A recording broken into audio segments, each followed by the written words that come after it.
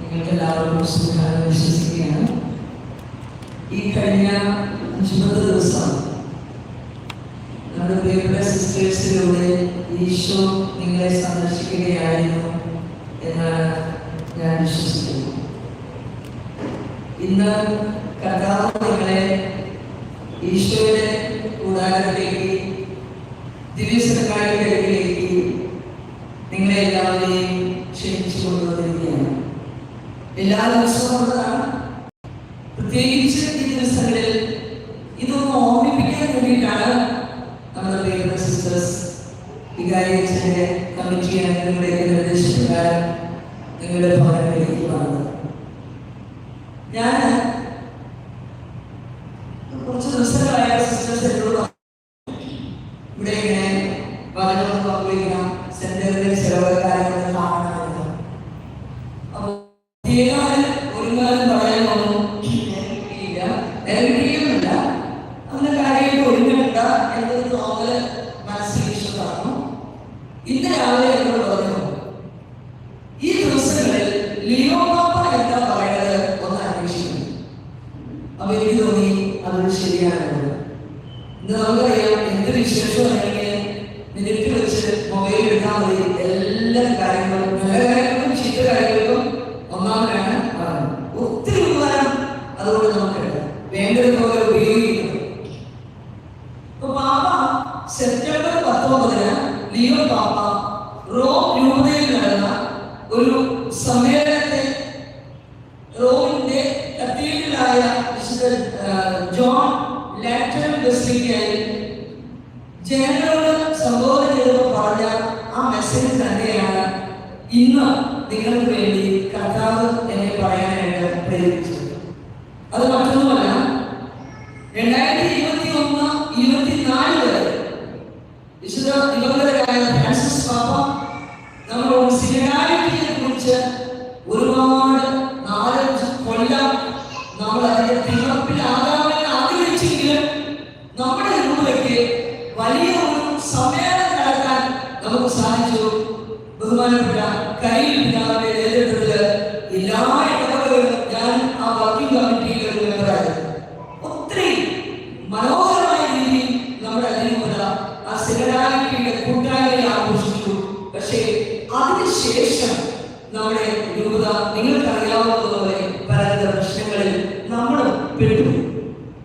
പക്ഷേ പാപ്പ പറയുകയാണ്, ദൈവകൃപയുടെ സഹായത്താൽ സുവിശേഷ വസ്തുതകൾ സാക്ഷാത്കരിക്കാൻ കഴിവുറ്റ സിനഗാത്മകതയുടെ പണിപ്പുരയായി റോമിലെ സഭ മാറുന്നതിനായി പരിശ്രമിക്കണമെന്ന് പ്രാദേശിക സമൂഹത്തെ പാപ്പ ആഹ്വാനം ചെയ്തു.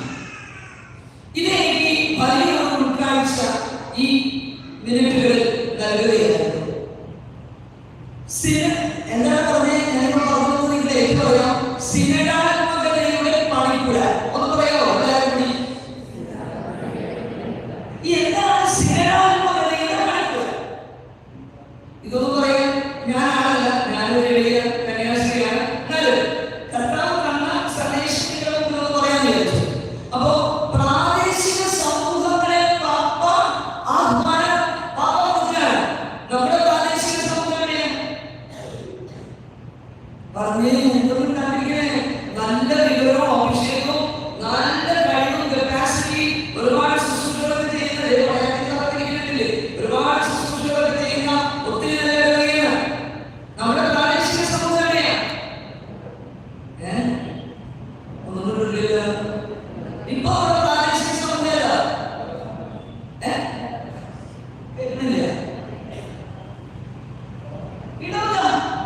നമ്മുടെ പ്രാദേശിക സമൂഹം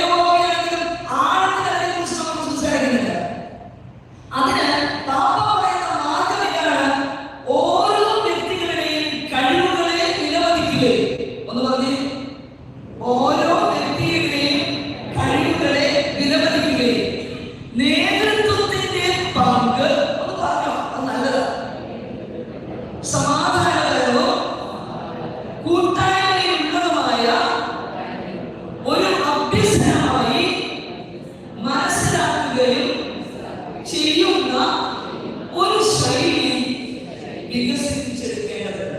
ഇതാണ് പണിപ്പുര. എന്തിന്റെ പണിപ്പുര? സിനഡാലിറ്റിയുടെ പണിപ്പുര. അതിന് ഒരു വ്യക്തി മറ്റൊരു വ്യക്തിയുടെ കഴിവിനെ അംഗീകരിക്കണം. അവരായിരിക്കുന്ന തരത്തിൽ അവരെ അംഗീകരിക്കണം. എന്റെ ആറ്റിറ്റ്യൂഡ് വെച്ച്, എന്റെ മനോഭാവം വെച്ച് എന്റെ അധികാരം പ്രയോഗിക്കാനുള്ള ഇടമല്ല സഭാ സംവിധാനങ്ങൾ, സഭാ കൂട്ടായ്മകൾ, ഇടവക കൂട്ടായ്മകൾ. എന്നെ ഈശോ വിളിക്കുന്നത് എന്റെ ഇടവകയിലേക്കാണ്. അവിടെ എന്തെങ്കിലും എന്റെ ഇടവകയിൽ എല്ലാ ദിവസവും ഇരുന്നുള്ള ഈശോ വിളിക്കുന്നുണ്ടെങ്കിൽ ഞാൻ അവിടേക്ക് പോകണം. അവിടെ വേദിയിൽ നോക്കണ്ട. ഇവിടെ ഈ രീതിക്കാരൻ നമുക്കറിയാം, പഴയ നിയമത്തെ ഇല്ലാതാക്കാനല്ല ഞാൻ വന്നത്, അതിനെ പൂർത്തീകരിക്കാനാണ് ഞാൻ വന്നത് എന്ന് പറഞ്ഞാൽ, ഇനി നിങ്ങൾ രക്തം ചൊരിയുന്ന ബലിയർപ്പണങ്ങൾ നടത്തേണ്ടതിൽ നിന്നും വിധികൾക്കുള്ളിൽ മറഞ്ഞിരിക്കുന്ന ദൈവമല്ല ഞാനെന്നും എനിക്ക് വേണ്ടി പെടഞ്ഞ് പെടഞ്ഞ് അഞ്ചാണികളിൽ തൂങ്ങപ്പെട്ട് മരിച്ച് മൂന്നാം ദിവസം ഉയർത്തെഴുന്നേറ്റ് നിങ്ങൾക്ക് സമാധാനം എന്ന് പറഞ്ഞ കർത്താവിന്റെ മക്കളാണ്. ഈ സമാധാനം എന്റെ ജീവിതത്തിലും, ഞാനായിരിക്കുന്ന എന്റെ കൊച്ചു കുടുംബത്തിലും, എന്റെ തറവാട്ട് കുടുംബത്തിലും, ഞാൻ ഉൾപ്പെടുന്ന കൂട്ടായ്മകളിലും, ഞാനായിരിക്കുന്ന സഭാ സംവിധാനങ്ങളിലും, ഞാൻ ജോലി ചെയ്യുന്നിടത്തും നടക്കുന്നിടത്തും ഇരിക്കുന്നിടത്തും ഒക്കെ എന്നിലൂടെ എന്നെ കണ്ടുമുട്ടുന്നവർക്ക് സമാധാനം ആശംസിക്കുകയാണ് പ്രധാനത എന്റെയും നിങ്ങളുടെയും ദൗത്യം. കന്യാസ്ത്രീയായതുകൊണ്ട് കൂടുതൽ റെസ്പോൺസിബിലിറ്റി ഒന്നും കർത്താവിലേക്ക് പറഞ്ഞ് ഒന്നുമില്ലാതെ നിങ്ങളൊന്നും തോന്നലുണ്ട്. ഈ അച്ഛന്മാരും കന്യാസ്ത്രീകളാണ്, എല്ലാ കാര്യം ചെയ്യരുത്, അങ്ങനെ തോന്നലുണ്ട. ഇവിടെ ജില്ലകാര്യത്തിന്റെ മുമ്പിൽ അച്ഛനോ കന്യാസ്ത്രീ മാത്രമേ എത്രയാണോ ചെറിയോരോ വലിയ കുട്ടിയോ ലീഡറോ മുഖ്യമന്ത്രിയോ മന്ത്രി എല്ലാം വ്യത്യാസമുണ്ടാ. We are one in the spirit, we are one in the Lord, we are one in the spirit, we are one in the Lord. കർത്താവിൽ നമ്മളെല്ലാം ഒന്നാണ്. ഈശോ ശിഷ്യന്മാർക്ക് വേണ്ടി പ്രാർത്ഥിച്ചു. എന്തിനാ? എല്ലാവരും ഒന്നായിരിക്കാൻ വേണ്ടി. അതിൽ നാശത്തിന്റെ പുത്രന്മാരെ വേറെ ആരും നശിപ്പിക്കുകയാണ് കർത്താവ് എഴുതി വെച്ചിട്ടുള്ളത്. എല്ലാവരും ഒന്നായിരിക്കാൻ വേണ്ടി ഈശോ ഈ ഭൂമിയിലേക്ക് വന്നത്. വേറെ ഒന്നുമില്ല. സുവിശേഷത്തിന്റെ ആകത്തുക, എന്താ പറയാ, എല്ലാ ടോട്ടാലിറ്റി, സുവിശേഷത്തിന്റെ മൊത്തം ടോട്ടാലിറ്റി അധികം മെസ്സേജൊന്നുമില്ല. എന്ത് മെസ്സേജാണ് ഉള്ളത്? സുവിശേഷത്തിന്റെ രാജകീയ കൽപ്പനയല്ല. എന്നെ കുറിച്ച് നോക്കുന്നത് ഉത്തരവറിയേ. എന്റെ പ്രിയപ്പെട്ട ദൈവമേ, നിങ്ങൾക്ക് എല്ലാവർക്കും അറിയാം സുവിശേഷത്തിന്റെ ആകത്തുകയല്ല. സ്നേഹം. എന്താണ് സ്നേഹം നീ ചോദിച്ചാൽ എമ്മാനുവേലും ചൊല്ലും. എന്താണ് സ്നേഹം എന്ന് പറയും, അറിയില്ലേ? നീ ചോദിച്ചാൽ എമ്മാനുവേലും ചൊല്ലും. ഇങ്ങോട്ട് അങ്ങോട്ട് കൊടുക്കുന്നതാണ് സ്നേഹം, ഇങ്ങോട്ട് കഴിയുന്നതല്ല. എന്താ അങ്ങോട്ട് കൊടുക്കണേ?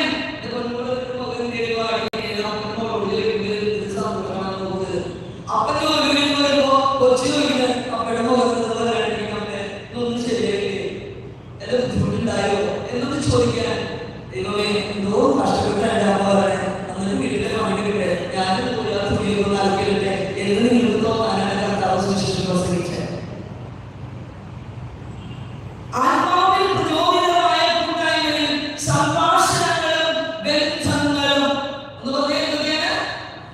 സംഭാഷണങ്ങളും ബന്ധങ്ങളും ആത്മാവിൽ പ്രചോദിതരായവർക്ക് അതിന് വിട്ടു.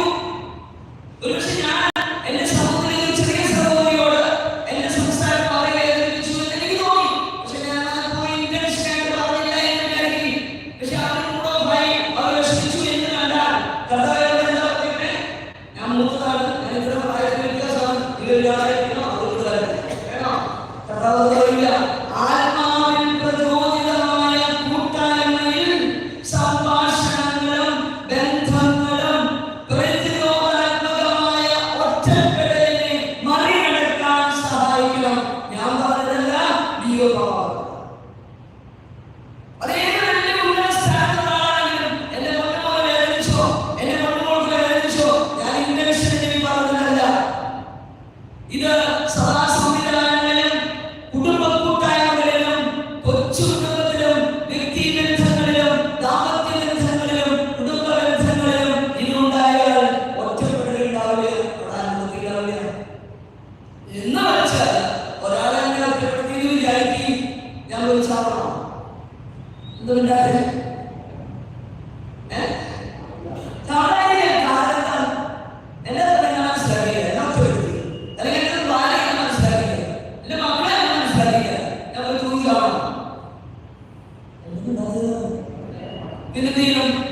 എനിക്ക് വേണ്ടി ആളുകൾ തൂങ്ങിയാണ്.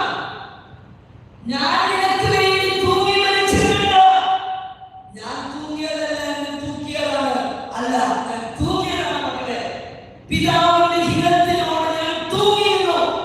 ആ പിതാവിന്റെ ഹിതം നിർവഹിക്കാൻ ഞാൻ എന്റെ ആത്മാവിനെ സമർപ്പിച്ചു. മറകളെല്ലാം അറുത്ത് കളഞ്ഞ് ഞാൻ സമാധാനം ആശംസിക്കുന്ന കർത്താവായിട്ട് ഉയർത്തെഴുന്നേറ്റ കർത്താവാണ്. ഈ കുരിശിൽ തൂങ്ങിയ കർത്താവ് യുവജനമാണ് ഉണ്ടാക്കി വെച്ചിട്ടുള്ള രൂപം മാത്രമല്ല, പക്ഷേ ഈ കർത്താവ് അപ്പമായിട്ട് ദിവ്യകാരുണ്യത്തിലേക്ക് ഒതുങ്ങി. എന്തിനാ? എന്നിലും നിന്നിലും ഹൃദയത്തിൽ നിറഞ്ഞുപോയ, എന്നിലും നിന്നിലും ഈ ദിവ്യകാരുണ്യ സ്നേഹം നിറയുമ്പോ എനിക്കും നിനക്കും അടങ്ങിയിരിക്കാനാവില്ല. അതിനപ്പുറത്തുള്ള സകലരോടും നോ പറയാൻ, പ്രതിരോധാത്മകമായ ഒറ്റപ്പെടലിനെ മറികടക്കാൻ ഈ ദിവ്യകാരുണ്യനാഥൻ നമ്മോട് ആഹ്വാനം ചെയ്യുന്നു. ഇതാണ് പുതിയ പറഞ്ഞത്. ഇത് തന്നെയാണ് ഇടവകയിൽ വേണ്ടത്. ഇത് തന്നെയാണ് കുടുംബത്തിൽ വേണ്ടത്. ഇതാണ് സന്യാസ സമൂഹങ്ങളിൽ വേണ്ടത്. ഇതാണ് രൂപതകളിൽ വേണ്ടത്. ഇതാണ് സഭാസഭയിലാണ് വേണ്ടത്. എന്നാൽ പ്രാദേശിക സമൂഹത്തിന് പ്രാധാന്യം കൊടുക്കുക എന്നാണ് പാപ്പ സംസാരിക്കുന്നത്. അമേരിക്കയിലെ കൾച്ചറാണോ കേരളത്തില്, ഇന്ത്യയില്? ഒന്ന് പറഞ്ഞേ. അമേരിക്കയിലെ കൾച്ചറാണോ ഇന്ത്യയില്? അല്ല. ഇന്ത്യയിലെ കൾച്ചറാണോ മറ്റേ ചൈനയില്? ഇന്ത്യയിൽ തന്നെ ഇത്രയും സംസ്ഥാനങ്ങളുണ്ട്. കേരളത്തിലെ കൾച്ചറാണോ നോർത്ത് ഇന്ത്യയില്? ഒന്ന് പറഞ്ഞേ. അല്ല. ഞാൻ ചിന്തനപ്പള്ളി തറവാട്, ചിന്തനപ്പള്ളി തറവാടും മാളികപ്പള്ളി തറവാടും രണ്ട് തറവാടാ അല്ലേ? രണ്ട് തറവാടിന്റെ കൾച്ചർ വ്യത്യാസമുണ്ട്. There are differences. Unity in diversity എന്ന് പറയുന്നത്. അപ്പൊ ഈ യൂണിറ്റിയാണ് കത്തോലിക്ക സഭ അല്ലെങ്കിൽ സുവിശേഷം മുന്നോട്ട് വയ്ക്കുന്ന ആശയം. ഈ കൂട്ടായ്മയിലേക്ക് നമ്മൾ കടന്നു വരേണ്ടിയിരിക്കുന്നു. നമ്മുടെ കൂട്ടായ്മയെ പരിപോഷിപ്പിക്കേണ്ടത് നമ്മളെല്ലാവരും കൂടിയാണ്. അതിനാൽ ഇത്രയും വലിയ കാര്യം ഇവിടെ ചെയ്തു വെച്ചത് ഈ ദിവ്യകാരുണ്യം മുക്കിലേക്ക് തള്ളാനുള്ളതല്ല. ഈ ദിവ്യകാരുണ്യം ഈശോയുടെ ചുറ്റും നമ്മളെല്ലാവരും അൾത്താരാക്കുക. ഇതാണ് അൾത്താരം.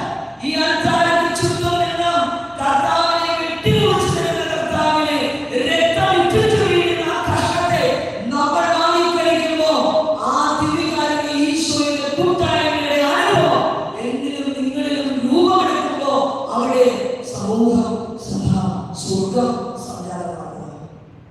ഈ ഒരു ആഴമായ ബോധ്യത്തിലേക്ക് നമ്മൾ കടക്കേണ്ടതുണ്ടെന്ന് പാപ്പ ശക്തമായിട്ട് നമ്മളെ ആഹ്വാനം ചെയ്യാം. അങ്ങനെ പറയാൻ സഭയുടെ ജീവിതത്തിൽ എല്ലാവരുടെയും സജീവ പങ്കാളിത്തം ഉണ്ടാകുന്നതിനായി പ്രവർത്തിക്കുക.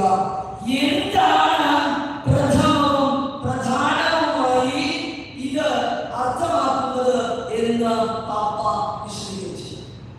എന്താണ് പ്രഥമത എന്ന് പാപ്പ പറയുന്നത് ഇങ്ങനെയാണ് ഒറ്റ വാക്കിൽ: ക്രിസ്തീയ ജീവിതത്തിന്റെ ആരംഭവും സുവിശേഷവൽക്കരണവും തമ്മിലുള്ള ആഴ്ച മാറ്റി ബന്ധം പരിപോഷിപ്പിക്കുക.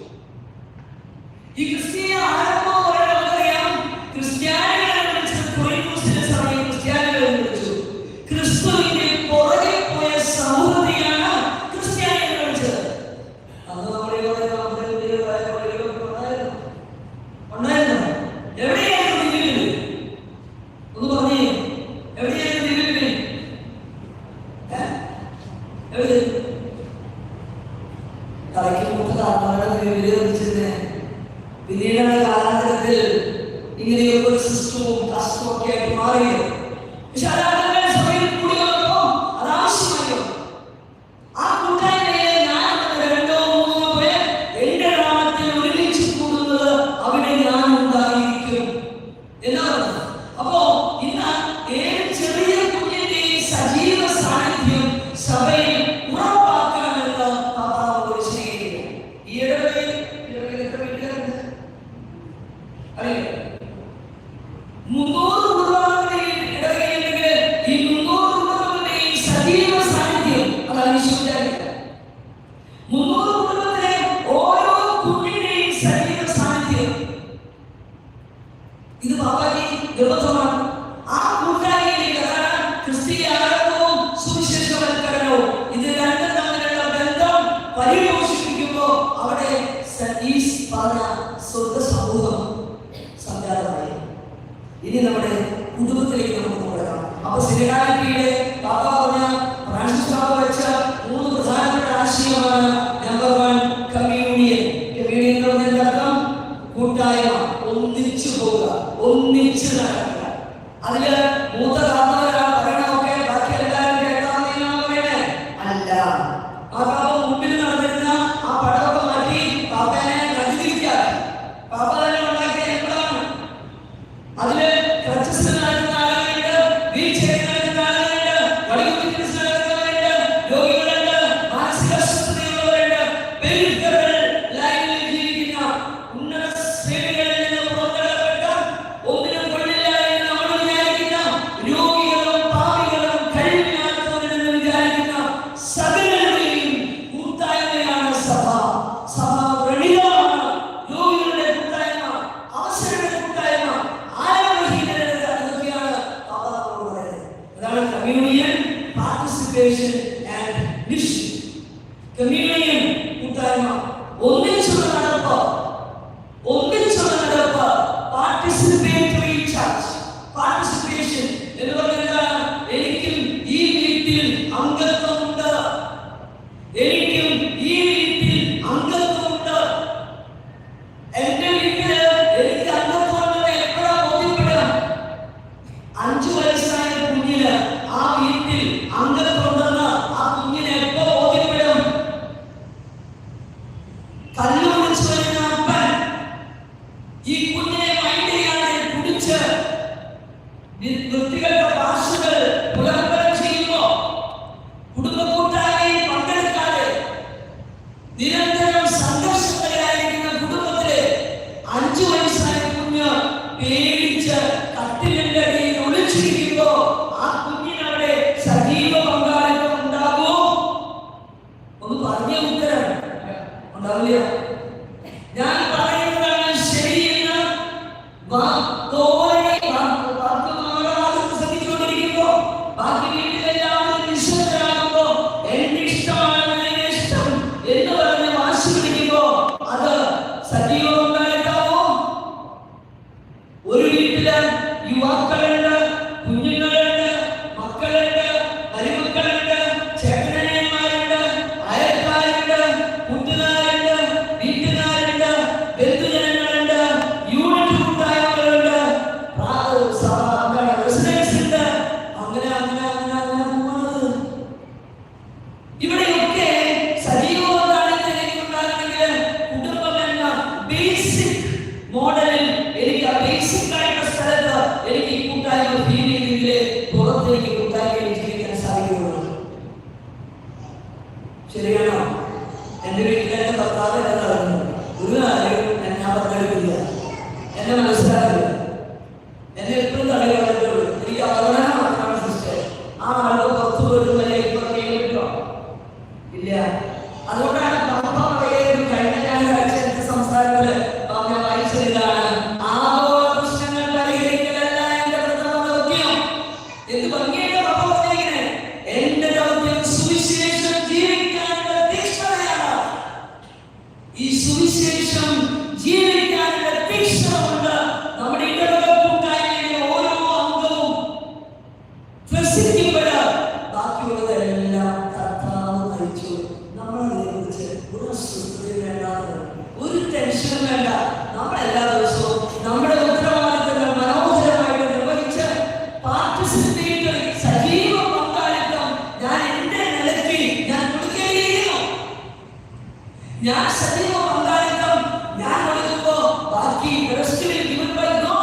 തമ്പുരാൻ എനിക്ക് തരും, തമ്പുരാൻ എന്നെ നയിച്ചോളും, അവിടെ എനിക്ക് അവൈലബിൾ ആകും.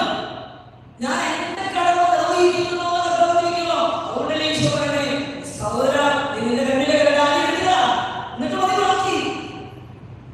ഈ പാർട്ടിസിപ്പേഷൻ നമ്മുടെ ഭാഗത്തുനിന്ന് എത്ര കണ്ട് എന്റെ കുടുംബത്തിന് ഞാൻ കൊടുക്കുന്നുണ്ട്.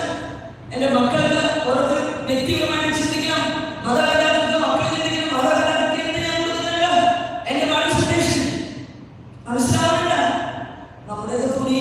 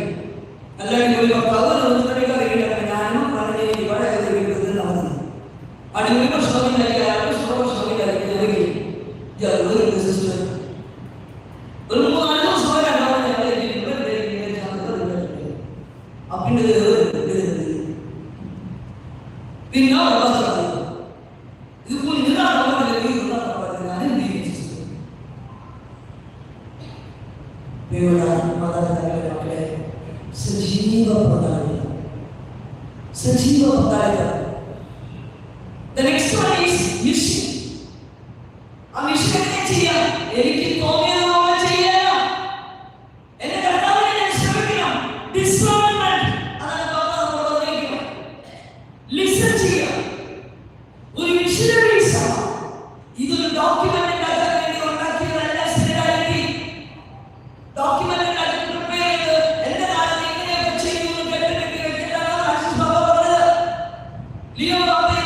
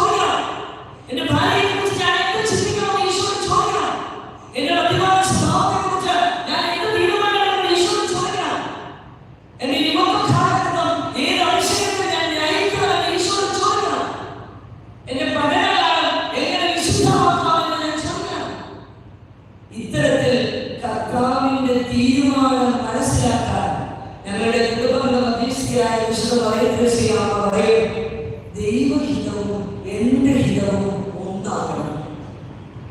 എന്റെ കുടുംബജീവിതത്തെ കുറിച്ചുള്ള കർത്താവിന്റെ ഹിതം എന്താണോ എനിക്ക് തിരിച്ചറിയാനുള്ള ആത്മാഭിഷേകം എനിക്ക് വേണം. കർത്താവിന്റെ മുന്നിൽ ഞാൻ ഇരിക്കണം. ഈശോയെ, എന്റെ മുമ്പിൽ ഇന്ന പ്രശ്നമുണ്ട്, എനിക്ക് ഇന്ന ആവശ്യമുണ്ട്. ഹൗ ക്യാൻ ഐ സെറ്റിൽ? ഞാൻ എങ്ങനെ പരിഹരിക്കും? നീ ഒരു വഴി എനിക്ക് കാണിച്ച ഞാൻ എന്നോട് എല്ലാവർക്കും പറയുന്നത് ഞാനൊരു 5 കാര്യങ്ങൾ എന്ന് പറഞ്ഞാൽ എന്റെ കർത്താവ് എനിക്ക് 5 കാര്യങ്ങൾ ഞാൻ കഷ്ടപ്പെട്ട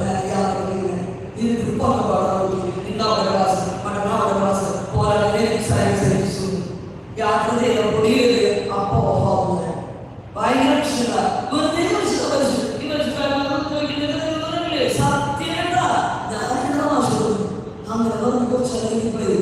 എന്നെ ശുശ്രൂഷകളെ ബഹുമാനിക്കുന്ന ഒരു കുടുംബം വന്നിട്ട് പറയുന്നത് ഞാൻ തമാശ പറയാറുണ്ട്. പക്ഷേ അത് ഓടിയോ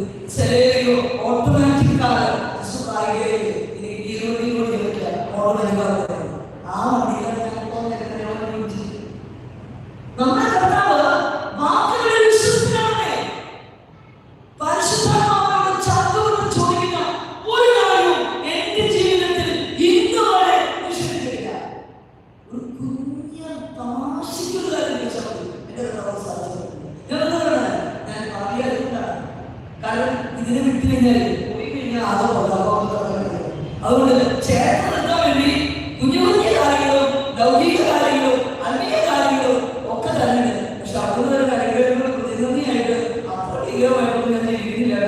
ഞാൻ ഭാവിയാണ്. അതുകൊണ്ട് നിങ്ങൾ എനിക്ക് വേണ്ടി പ്രാർത്ഥിക്കണം. ഞാൻ പറഞ്ഞത് കർത്താവിന്റെ ഹിതം എന്തെന്നാ തിരിച്ചറിയാൻ എന്നും മൗനമായിട്ട് നമ്മളെ കുറച്ചേരിക്കണം. കിടക്കുമ്പോ ബെഡിൽ ചെയ്താൽ മതി. മുട്ടുകുത്തിരിക്കുന്നതൊന്നും കർത്താവില്ലേ. നിനക്ക് സുസ്ഥമായിട്ട് ഈശോയെ കേൾക്കാൻ എപ്പോഴാണ് പറ്റുക? ഏത് സമയത്ത് എവിടെ വെച്ച് എങ്ങനെ നീ ധ്യാനിക്കുക. തീർച്ചയായിട്ടും കർത്താവ് ഉത്തരം തരും. എന്റെ മോളുടെ പ്രശ്നമുണ്ടെങ്കിൽ അപ്പനമ്മ ഒരുമിച്ച് കൈ ചേർത്ത് വിളിച്ചിട്ട് അവനെ ഒരു കർത്താവേ നീ ഞങ്ങളുടെ ജന്മത്തിലേക്ക് എന്റെ നാമത്തിലേക്ക് തന്ന എന്റെ മൂത്ത മോളുടെ ഈ പ്രശ്നത്തെ കുറിച്ച് ഞാൻ ഒരുപാട് വേദനാപ്പെടുന്നു. ഇടപോലെ ചെവി കൂടി അനുവദിക്കായിട്ട് നിന്റെ മോളോട് നീ പെരുമാറും. അമ്മോട് പറയും നിന്നെ ശാപം പതിവ് യുവത്വ കാലഘട്ടത്തിലേക്ക് നിന്റെ മോളെ നീ വൈകാരികമായിട്ടുള്ള മുറിവുണക്കൽ സിനഡാലിറ്റിയുടെ മറ്റൊരു പ്രധാനപ്പെട്ട ആശയമാണ്. വൈകാരികമായ മുറിവുണക്കൽ മാതാപിതാക്കളുടെ മക്കളെ മുറിപ്പെടുത്തുന്നതിനും മാതാപിതാക്കളെ സഹോദരങ്ങളെ സഭാകരന്മാരെ സഭാമക്കളെ സഭാമക്കളെ സഭാകരന്മാർ ഇതൊക്കെ സാധിക്കണം. കാരണം അത് മനുഷ്യരല്ലേ. മനുഷ്യരാണ്. വിഷമങ്ങളുള്ള സങ്കടങ്ങളുള്ള ദുഃഖങ്ങളുള്ള മുറിവുകളുള്ള വ്യക്തികളാണ്. പാപികളുടെ സമൂഹമാണ് സഭാകർത്തവനാണ് സഭാകർത്തവ. അതിനേക്കാൾ അപ്പുറത്ത് എനിക്ക് പുണ്യമില്ല, നിങ്ങൾക്ക് ആർക്കുമില്ല. ഈ കൂട്ടായ്മയിൽ വരുന്ന ഈ വ്രണപ്പെട്ട ഹൃദയങ്ങളെ സുഖപ്പെടുത്താനുള്ള കപ്പാസിറ്റി നമുക്ക് പോട്ടെ ഇട്ട് കള എന്ന് പറയാൻ ഒരു മനസ്സ്. അവിടെ നമുക്ക് കർത്താവ് ഒരു ജോലി കാണിച്ചത് മറുപടി കാണിച്ചു. പക്ഷേ പ്രാവിനെ പോലെ നിഷ്കളങ്കര്, പാമ്പിനെ പോലെ എന്തിനും പാമ്പിനെ പോലെ വിവേകമതിയാണെന്ന് പറയാൻ അർത്ഥം മനസ്സിലായില്ല. ആർക്കെങ്കിലും പറയാമോ? പണ്ടേ എനിക്ക് വർഷം സംബന്ധിച്ചത് പാമ്പുകളെ വിവേകമതിയെന്ന് പറയാൻ കാരണം ആർക്കെങ്കിലും പറയുമല്ലോ. പറയോ? ഞാൻ മനസ്സിലാക്കിയില്ല. ഞാൻ അതിനെക്കുറിച്ച് റിസർച്ച് നടത്തി. അപ്പൊ എനിക്ക് മനസ്സിലാക്കില്ലേ, ഈ പാമ്പുകൾ സർപ്പങ്ങളെ പോലെ വിവേകമാണ്. സർപ്പത്തിനോട് വിവേകില്ല. ഒരു മാണെന്നാൽ അതിന്റെ ആദ്യം വാലിട്ടിങ്ങനെ നോക്കും. ഇവിടെ വേറെ എന്തെങ്കിലും അവര് വാലിട്ടിട്ട് എന്തിനാ നോക്കണേ? വേറെ എന്തെങ്കിലും എനിക്ക് ബുദ്ധിപരമായിട്ട് ആരെങ്കിലും കൂടുതൽ കുടിക്കുന്നതെന്ന് അറിയാൻ ആരും ഞാൻ ഉപദ്രവമായിട്ട് എനിക്കതിനെ എനിക്ക് തലയിട്ടുള്ളൂ. അതിന്റെ തലയുടെ രീതിയിൽ ചെറുക്കില്ലേ ഈ വിവേകം നമുക്ക് വേണം. അപ്പൊ വെറുതെ അർത്ഥം സഹിക്കലല്ല സവാമ പഠിക്കുന്നത്. അവിടെ വ്യക്തിയുടെ ബഹുമാനം, വ്യക്തിയുടെ താല്പര്യങ്ങളും വ്യക്തിയുടെ മാന്യതയും ഒക്കെ കീപ്പ് ചെയ്യണം. എന്നോട് ദിവസം ഒരു ഭാര്യ പറഞ്ഞത് എന്റെ ഭർത്താവ് 24 മണിക്കൂറും മദ്യപാനത്തിലാണ്. അവര് ഭർത്താക്കന്മാരൊന്നും നീക്കുന്നത് എന്റെ ഭാര്യ മദ്യപാനത്തിൽ അടിമയാണോ? ഭയങ്കര കൂടിയാവുന്നു. എവിടെയെങ്കിലും ഞാൻ ഇവിടെ കൊണ്ട് പോയാൽ ഞാനും ഞാൻ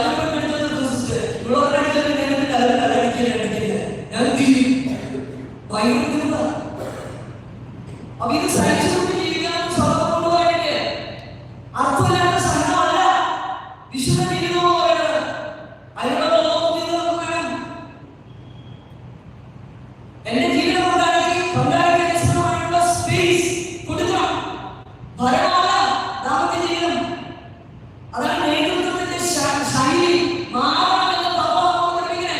അവിടെയാണ് സംഭാഷണം, അവിടെയാണ് ബന്ധം വരുള്ളൂ. വൈകാരിക മുറിവുകളില്ലാതെ ബന്ധം വരുള്ളൂ. ഈ വൈകാരിക മുറിവുകളില്ലാതെ എന്താ ചെയ്യുക? ചെയ്യുക? ഒരു എംപതി, നോൺ വയലന്റ് കമ്മ്യൂണിക്കേഷൻ, മുറിപ്പെടുത്താത്ത സംഭാഷണ രീതി നമ്മൾ രക്ഷിക്കുക. മുറിപ്പെടുത്താത്ത സംഭാഷണ രീതി. ഇനി നമ്മൾ മനുഷ്യരാണ്, നമ്മുടെ സംഭാഷണം ചിലപ്പോൾ മുറിപ്പെട്ടു പോയി എന്ത് പറയണം? ഏറ്റവും പ്രധാനപ്പെട്ട കുടുംബത്തിലുണ്ടായിരുന്ന സാധനം ക്ഷമ. എന്താണ് പറഞ്ഞത്? കാരണം ഈ അമ്മായിയുടെ വിചാരം ഞാനാണ് ശരിക്കും കേൾക്കുന്നത്. ഇവിടെ വലിയൊരു ലോകമാണ്. നിങ്ങളുടെ മകൻ പ്രണയിച്ചു കിട്ടിയാലും പ്രണയിക്കാതെ കിട്ടിയാലും കല്യാണം കഴിഞ്ഞ ഭാര്യയായിട്ട് വീട്ടിലേക്ക് മരുമകളെ കൊണ്ടുവന്നിട്ടുണ്ടോ? ആ മരുമകൾ ആരാണ്? നിങ്ങളെ എങ്ങനെ വർഷങ്ങൾക്ക് മുമ്പ് കയറി വന്നോ അതേ അവകാശത്തോടെ അതേ സ്ഥാനത്തേക്ക് ഈ മരുമകൾ കയറി വന്നതാണ്. മരുമകൾ എഴുതിയിരിക്കണം, ഈ കാലഘട്ടത്തിൽ ഈ ഭർത്താവിന്റെ പുണ്യങ്ങളൊക്കെ ഞാനാണ് ആശ്രയിക്കുന്നതെങ്കിൽ ഇതിന്റെ പുറകിൽ പണിപ്പുരയായത് ഈ പാവപ്പെട്ട അമ്മയാണെന്ന് മനസ്സിലാക്കാൻ മരുമകൾക്ക് കഴിയുന്നത്. ഞാൻ എന്റെ മനസ്സില് ഞങ്ങളുടെ ശാരീരികത്തെ അവിടെ അനാഥമന്ദിരമെന്നുള്ള കാര്യം. ഒരു ദിവസം അമ്മ അവിടെ വന്നു. അമ്മയുടെ ഞങ്ങളുടെ 3 കൊല്ലമായിട്ട് ജീവിക്കുകയാണ്. അമ്മയ്ക്ക് കുറച്ച് പെൻഷനില്ല, വാടകയെ കുറിച്ച്. സ്ഥാപനത്തിൽ വന്നാൽ അവർക്ക് പെൻഷൻ ഇല്ല. ഞങ്ങളുടെ സ്ഥാപനം എന്ന് പറയുന്നത് ഒരു ഗവൺമെന്റ് ഗ്രാൻഡില്ലാത്ത, വേറെ ഒന്നിനുള്ള സാമ്പത്തിക സഹായങ്ങൾ ഗവൺമെന്റിൽ നിന്ന് കിട്ടാത്ത നല്ല മനസ്സുകളുടെ സഹായം മുന്നോട്ട് പോകുന്നത്. ഈ അമ്മ പറഞ്ഞൊരു പെൻഷൻ ഉണ്ടായിരുന്നു. ഈ പെൻഷന്റെ നമ്പറും പൈസയൊക്കെ പോകുന്നത് മകന്റെ അക്കൗണ്ടിലേക്കാണ്. 3 കൊല്ലം ഞങ്ങളുടെ ജീവിച്ചു, ഞങ്ങൾ അന്വേഷിച്ചില്ല. ഒരു ദിവസം അത് കഴിഞ്ഞ് പിന്നീട് വന്നവരാണെങ്കിൽ ഈ കുഞ്ഞു പെൻഷൻ ഉണ്ടാകും 1000 രൂപ. ആ അമ്മ എല്ലാ മാസം പെൻഷൻ മേടിച്ച് വലിയ ഗവയിൽ വരും 1000 രൂപയുടെ ഗവ. അതുകൊണ്ട് ഞങ്ങളുടെ കയ്യിൽ കൊണ്ടുവരുന്നത് അത് വേണമെങ്കിൽ വേണമെന്ന്. ഇത് നടത്തി അമ്മയ്ക്ക് വല്ലാത്ത ഉറപ്പാണ്. ഞാൻ വീട്ടിൽ പെൻഷൻ കാണാമേ, എനിക്ക് 1000 രൂപ എന്റെ മകൻ തരുന്നില്ല, ഞാൻ ഇവിടെ വന്നിട്ടുണ്ട്, അത് കണ്ടിട്ട് പോലുമില്ല, എനിക്ക് ആ പെൻഷൻ വേണം, എനിക്ക് പോകണം ബാങ്കില്. ആ മേലെ ഞാനറി ഭയങ്കര ബഹളം. അപ്പൊ ഞാൻ ആ ഒളിഞ്ഞു പോകുന്ന 24 വയസ്സ് പങ്കരാക്ഷി അമ്മ, നിങ്ങൾ അറിയുന്നില്ല, പറഞ്ഞു പോയി. സാരമില്ല. അപ്പൊ ഈ അമ്മയിലേക്ക് പോയി. ഈ അമ്മ പോയി പെൻഷനൊക്കെ ഭയങ്കര ഇഷ്ടമായി. പെൻഷനൊക്കെ മാറ്റി ഇതിന്റെ മൊബൈലിലേക്ക് ആക്കി പെൻഷൻ വാങ്ങാൻ പൊതുവാകെ അത് വന്നു. അത് കഴിഞ്ഞ് അതിന് കുറെ സാധനങ്ങൾ വേണം, ബാഗ് വേണം, അത് വേണം, മാസ്ക് വേണം. ആവശ്യമുള്ള വെച്ച് പൈസ കിട്ടുന്ന ആവശ്യമുള്ള വെച്ച് 2 ദിവസത്തിനുള്ളിൽ അത് വന്നു. 2 ദിവസത്തിന് മോനെ ഭയങ്കര വഴക്ക് ഞങ്ങളുടെ ഭയങ്കര ചീത്ത പറഞ്ഞു. അവനെ അവനെ കൊണ്ടുപോകുന്നതിന്റെ അമ്മയോട് യൂത്ത് സത്യമായിട്ടില്ല പോകണോ? ഞാൻ കൊണ്ടുപോകണം. എന്താ കുഴപ്പം? കർഷകരെ കൊണ്ടുപോകണമെന്ന്. അപ്പൊ ഈ അമ്മ പറഞ്ഞു ഞാൻ പോകില്ല. പോണെങ്കിൽ പോകണ്ട, മോനെ കൊണ്ടുപോയി കൊണ്ടുപോകും.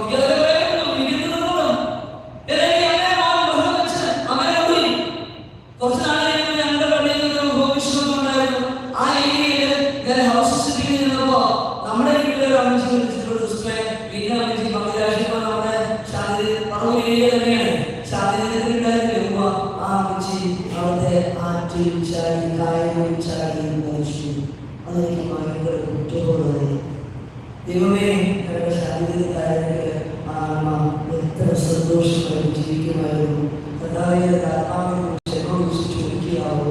ഇപ്പോഴാണ് മനസ്സിൽ ഭാരപ്പെടുന്ന ഓർക്കുമ്പോൾ തൊണ്ട ഇടറുന്ന ഒരു അനുഭവമാണ്. സ്വന്തം മകന്റെ വീട്ടിൽ കുടുംബത്തിൽ സുരക്ഷിതമില്ലാത്ത ബന്ധങ്ങൾ കുഞ്ഞുങ്ങളെ പകർന്നു കൊടുക്കുന്ന അവസ്ഥ. വേര് തന്നെ വിടവുന്ന കുടുംബബന്ധം പരസ്പരം മനസ്സിലാക്കാൻ ആകാത്ത, ഭാഷ അറിയാത്ത, ഭാഷ ഭിന്നിപ്പിക്കുന്ന അവസ്ഥ. എന്താ ഭാഷ ഭിന്നിപ്പിച്ച്? ഭാഷ ഭിന്നിപ്പിച്ച് പരിശുദ്ധാത്മാവ് വന്നപ്പോ മറ്റു ഭാഷകൾ മതഭാഷകളൊക്കെ മനസ്സിലാക്കുന്ന ഭാഷ. അധികാരം അവരെക്കാളൊക്കെ കണ്ട് കൊതിക്കുന്ന വലിയ ഗോപുരം പണിയാവുന്ന ലൗകിക മോഹങ്ങൾ കൊണ്ട് കൊട്ടാരം കെട്ടിപ്പൊക്കി അവരുടെ ഭാഷകൾ ഭിന്നിക്കപ്പെട്ടു. പരിശുദ്ധാത്മാവ് വന്നപ്പോ ഭാഷകൾ ഒന്നിക്കപ്പെട്ടു. നമ്മൾ ബൈബിളിൽ കാണുന്ന കുടുംബത്തും ഇത് തന്നെയാണ്.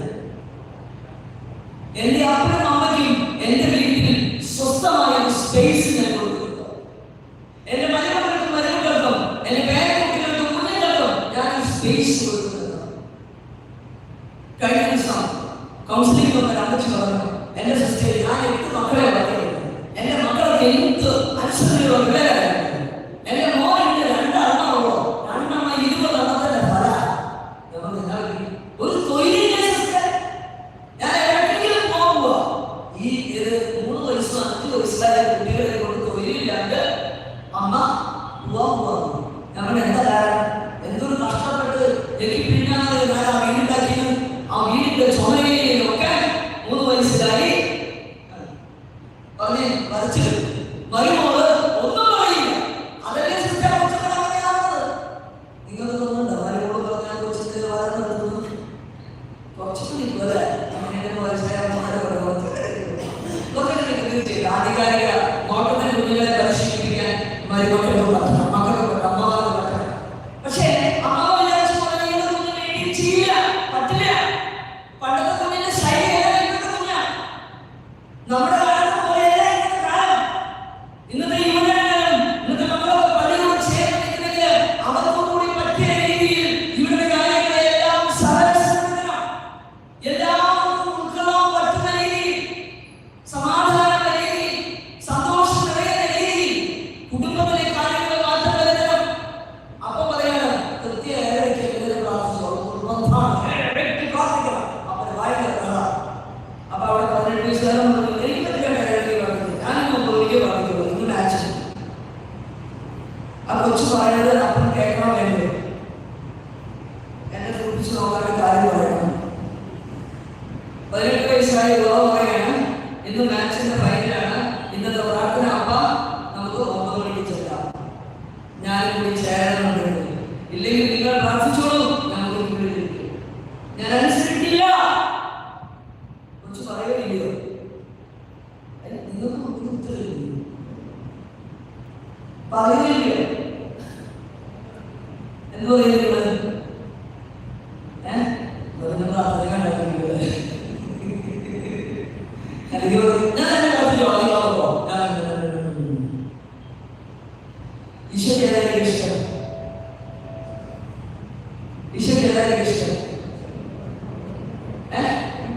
എന്റെ ചെറിയ വിളിച്ചില്ല ഒരു ദിവസം നിന്റെ ശിശുമാരൊക്കെ പറഞ്ഞില്ലേ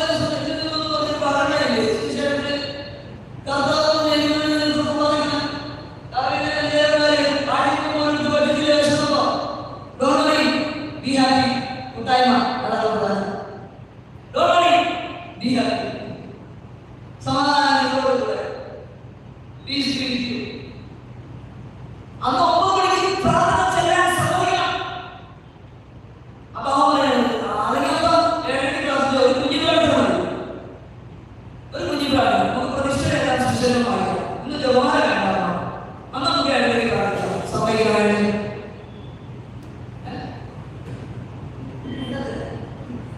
സമ്മതിക്കണേ? സമ്മതിക്കണം.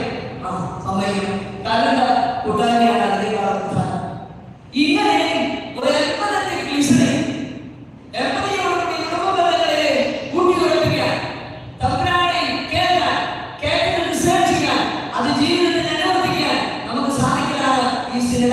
ഉദ്ദേശിക്കുക അത് ചോദിക്കില്ല.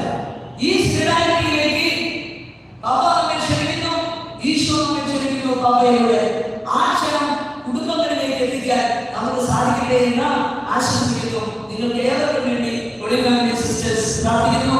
നിങ്ങളെ എല്ലാവരെയും ഞങ്ങൾ ശാന്തിയിലേക്ക് കൂടി ക്ഷണിച്ച് താങ്ക് യു വെരി മച്ച്.